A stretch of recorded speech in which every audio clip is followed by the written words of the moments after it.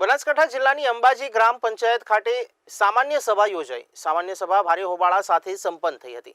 પંચાયતની સામાન્ય સભામાં કુલ 13 એજન્ડા મૂકવામાં આવ્યા, જેમાં 18 સભ્યો હાજર રહ્યા હતા।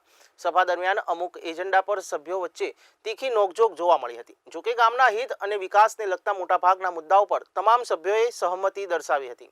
ત્યારે ખાસ કરીને દબાણ મુદ્દે સામાન્ય સભામાં ચર્ચા થઈ હતી અને દબાણ હેઠળના લોકોને પોતાનું ઘર મળે તેમજ યોગ્ય વળતર મળે તેવો ઠરાવ સર્વાનુમતે મંજૂર કરવામાં આવ્યો। સભામાં થયેલા ભારે હોબાળા અને તીવ્ર ચર્ચાઓના કારણે સરપંચની તબિયત અચાનક લથડી હતી। તેમને તાત્કાલિક એમ્બ્યુલન્સ મારફતે સિવિલ હોસ્પિટલ ખાતે સારવાર માટે ખસેડવામાં આવ્યા। સભામાં ઉપસ્થિત કેટલાક સભ્યોએ સરપંચ પર વાલાદવાલાની નીતિ અપનાવવાનો આરોપ પણ લગાવ્યો હતો।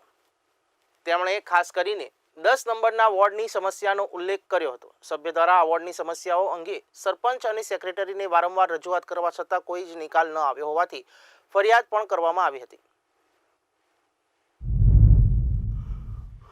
અંબાજી ગ્રામ પંચાયત ખાતે સામાન્ય સભાનું આયોજન કરવામાં આવ્યું। તેમાં ટોટલ સામાન્ય સભાના એજન્ડા કુલ 12 એજન્ડા અને 13મો પ્રમુખ સ્થાનેથી જે રજૂઆત થાય તે બાબતની, જેમાં પ્રમુખ સ્થાનેથી જે રજૂઆત થયેલી એમાં ટોટલ 4 હતી અરજી, જેઓને તમામને વંચાણે લેવામાં આવી અને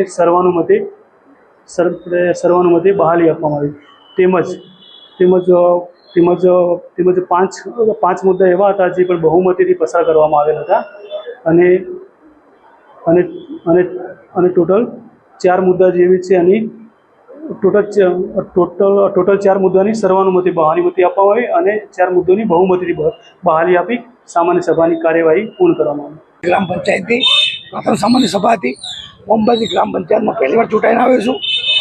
મેં 10 દિવસ પહેલાં અંબાજી ગ્રામ પંચાયતમાં સેક્રેટરી અરજી આપી હતી કે ભાઈ પહેલાં એક થાંભલો રોડની વચ્ચો જડે છે, જે કોઈ રિક્ષા જાય નહીં, કોઈ દર્દીને લાવો તો બહાર આવી શકે નહીં, આ થાય નહીં અને સભ્યશ્રી અરજીમાં વરચાણ લેવો જોઈએ।